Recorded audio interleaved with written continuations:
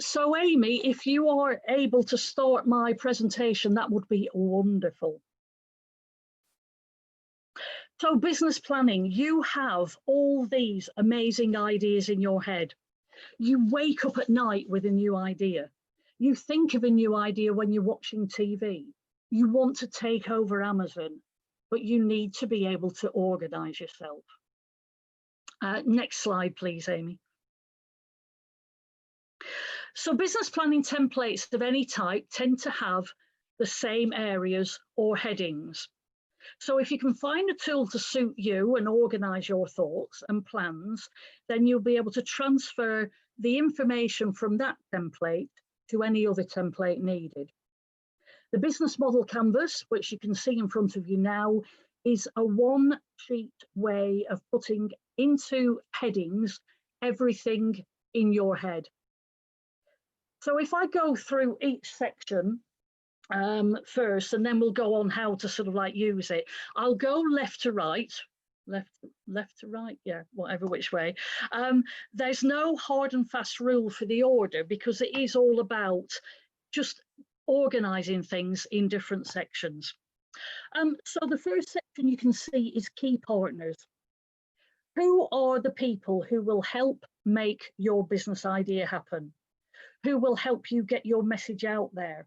From your business network that Sarah's sort of introduced us to your photocopier supplier, from your accountant to your web host, all the people that are integral to helping you run your business.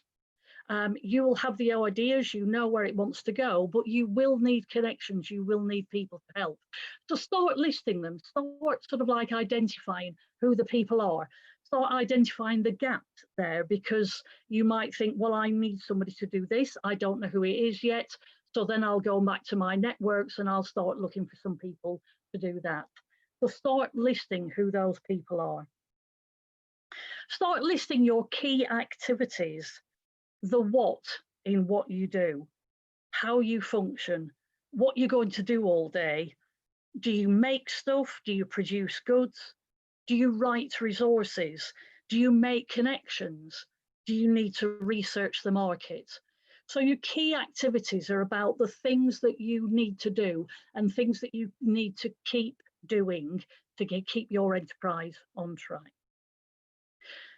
Next box down, your key resources. What you need for what you do. Do you need a supply chain for what you make? Do you need premises? Think about the infrastructure that you need to develop to help you grow. To help you grow from your kitchen table to infinity and beyond. What are the resources that you need to have in place? What are the things that you need to have in place to be able to run? Now, this middle big box, the value propositions, this is the bundle of products and or services and or knowledge that create value for you and create value for your customers. It's the why you do, if you like. It's if I engage with you as a business, what do I get? This helps you start to look at your sales strategy. It's having a very clear idea of what your service is and what your goods are and what the value is to me as a consumer. So get to know what it is that you're offering, get to know the value of it to somebody else. You know how much it means to you. What does it mean to other people? So it's that bit about assessing the value of everything that you offer. Next one across, customer relationships. Now this is where this links beautifully to what Sarah was saying. This is where you meet your customers in real life or online, how you acquire them and how you retain them, how you market yourself. So your customer relationships are all about the relationship between you and your customer. It sounds obvious, but it is that bit. They're not just unknown people. It's about actually, how do you form that relationship?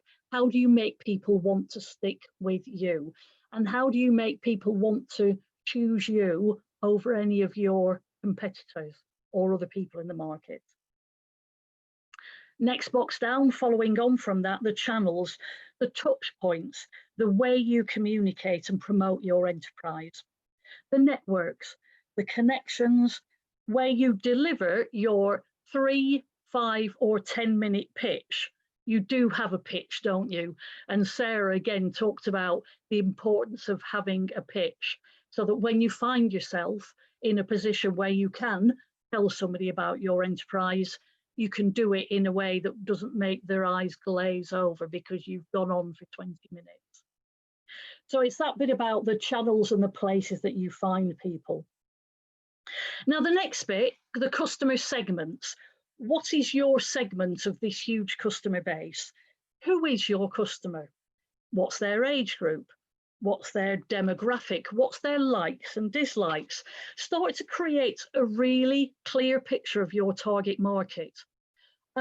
Give them a name. It's that bit about having a sales avatar.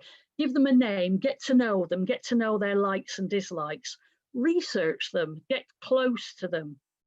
And with every business decision that you make, think, if you've got a Margaret, what would Margaret think about this? Just try and put yourself in the shoes of your customers. So what you think is a great idea might not connect with your customer base that you're looking for. So you're starting to see that you're breaking all of your ideas down into sections. Now we go back across to the bottom on the left-hand side. Your cost structure. What does everything up to now that you're doing cost? What are your costs for production, for all your activities, for promoting yourself? And everything has a cost. I would really recommend that you start to devise what you think your hourly rate might be, because then you can start to decide how much it costs. Even that bit about, I'm going to write a sales pitch, if that takes you 3 hours, there is a cost to that. Start thinking about what your hourly rate might be. You might not bring that money in, but it starts to frame how much your activities cost. So for all your activities, know the costs. Don't get any nasty surprises, and use this knowledge to set your pricing structure. So you see that all the sections start to lead you on to another different section of developing your business. And then that final box, your revenue streams. Where is your money coming from? What are your sales projections? What happens if your projections don't work out? Look at things like loan income, sponsorship, crowdfunding, tax breaks, anywhere and anywhere that you can actually bring income in. Put it all together and actually start thinking about getting yourself a good accounting package as well, or a good accountant, and start knowing how all these things fit together and what the costs are, and then how it all brings in your revenue stream. Now, all these sections lead together to give information about actually developing your business. And the way to use it is, and next screen, please, Amy, that would be lovely. If you arm yourself, this is where the fun bit comes in. If you arm yourselves with Post-it notes, now you can be as colourful or as different shapes or as whatever you liked. Lots and lots of coloured pens, if you like that sort of thing. You can do it in black and white. Arm yourself with all of these and dump everything out of your head onto Post-it notes. Sort of literally sort of one thing on each Post-it note.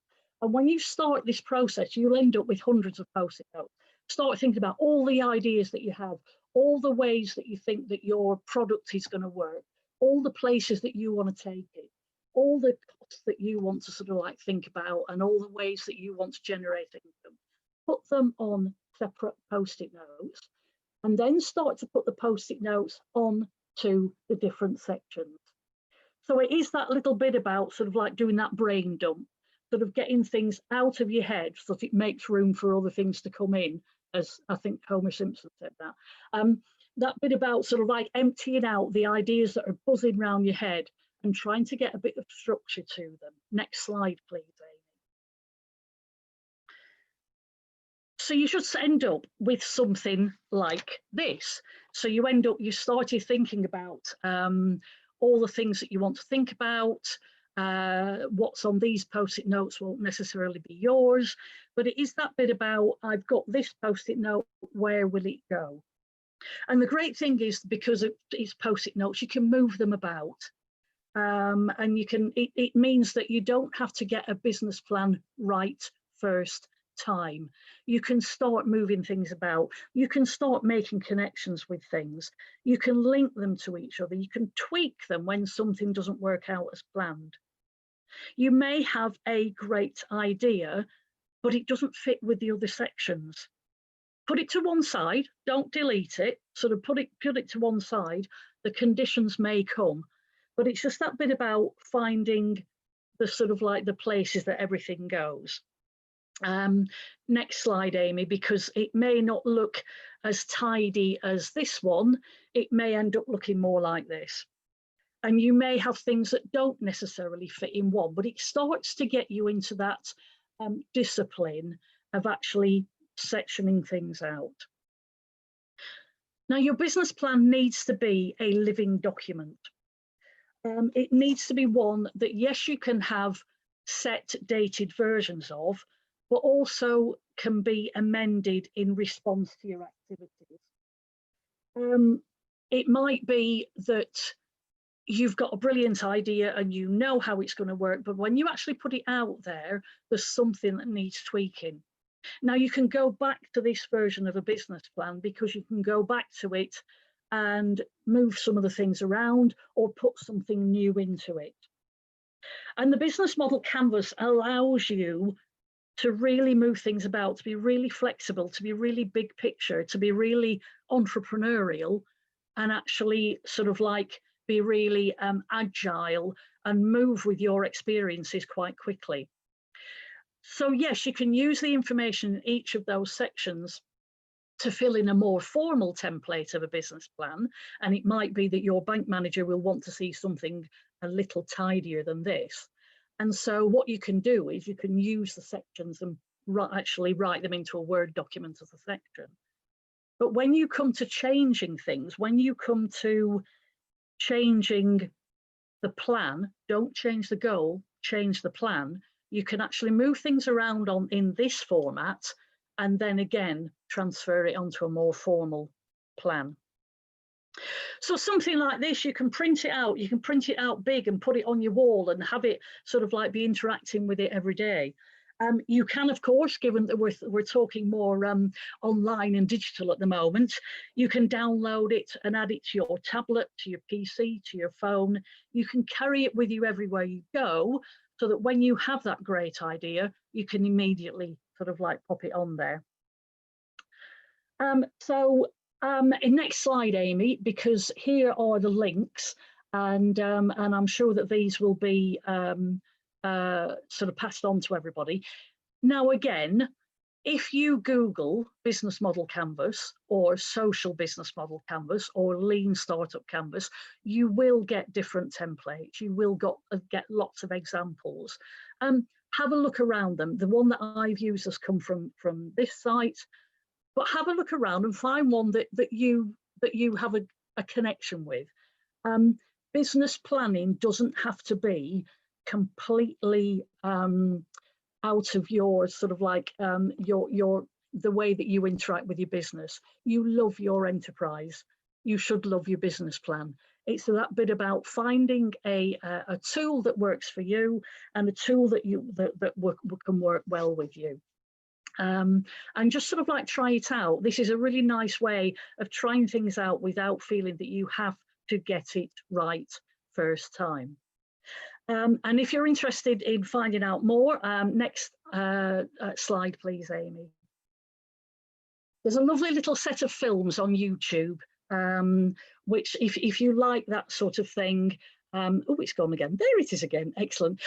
There's a really nice little set of films on YouTube that you can watch that will allow you to sort of like go through somebody's experience with business planning template. So that's my present. That's the presentation bit finished. So you can finish that bit, Amy. Thank you very much. So what was that bit about social enterprise at the beginning? So my role is to encourage and equip people with great ideas to start up a social enterprise. Now, this is basically trading goods, services, or knowledge, but with a social, community, or environmental benefit that as a result, but that's sewn into absolutely everything you do. For examples, if you think about Big Issue magazine, Big Issue is a magazine, and so people can buy the magazine. So there is a product, but the reason that Big Issue was set up was to tackle homelessness. Now they chose the magazine as the tool, if you like, but that's all about homelessness. And the foundation has set up Change Please now as well, which sells coffee, but again tackles homelessness. There's a wonderful social enterprise called Elvis and Cress, who sell amazing designer type handbags and luggage and things made out of used fire hoses, because it's really good material, but you can't use it if it's got a hole in it. So they've got this environmental sort of benefit. Closer to home, we've got people like Lily and Lime, who have a cafe in the library, and they employ young people with learning disabilities. So when a social enterprise talks about customers, we also talk about beneficiaries of the enterprise, and they may or may not be the same. When we think of value proposition, we focus heavily on the social impact of our activities, as well as the actual goods or services. When we think about the legal structures that a social enterprise can have, it means that we can think about, leading into the next presentation, grant funding. So when we think about pricing, we include the ability of maybe having a pricing structure that allows people who wouldn't necessarily be able to afford our services to actually buy them in. So my challenge this morning is to get you to think about your enterprise, your business. Think about what could be the wider benefit. What could be your social, community, or environmental benefit to what you do, just to make sort of like what you do actually impact in a much wider, in a much bigger way. Thursday is Social Enterprise Day, so do look online for things, hashtags about social enterprises.